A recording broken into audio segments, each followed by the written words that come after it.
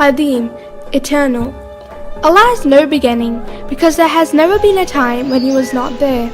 So He wasn't born, and He has no end because there will never be a time when He will not be there. We are born, we grow up, and we die because we have a beginning and an end. But Allah is beyond any time limit. What does Allah is al-Qadeem mean? Yusuf asked his mother one day. His mom told him that there was a time when Yusuf did not exist. He was not even born. Then he was born, and that was the beginning of his life. Yusuf had now grown and will continue growing older until one day he will become an old man. And finally, like all human beings, Yusuf will one day die and go back to Allah, His Creator, and that will be the end of Yusuf's life on earth.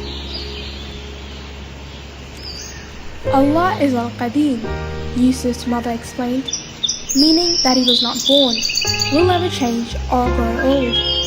Simply put, he will never die or cease to exist. هو الأول والآخر والظاهر والباطن وهو بكل شيء عليم.